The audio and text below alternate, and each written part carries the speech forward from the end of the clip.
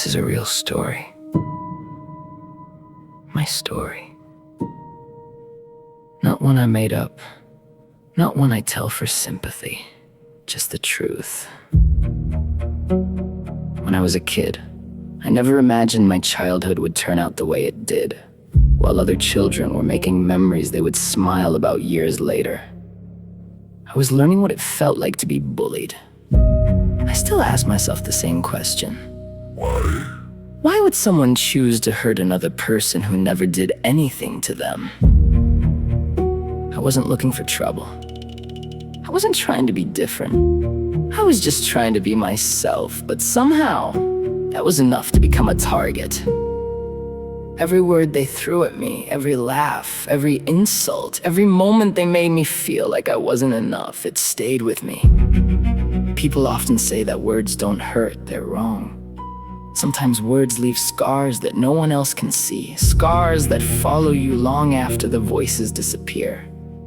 As time went on, I convinced myself that I could still trust people.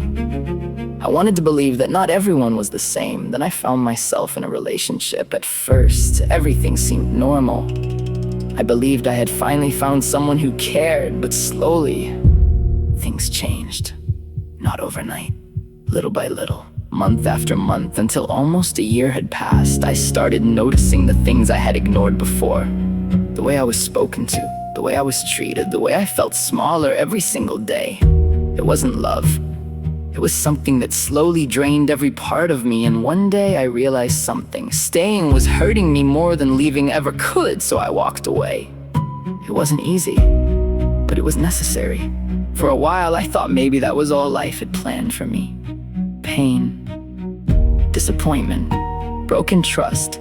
Then something unexpected happened. I met someone who accepted me for who I am. Someone who never asked me to become someone else.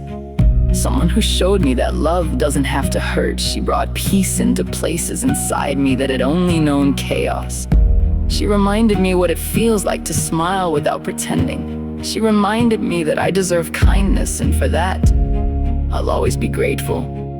But healing isn't a straight line.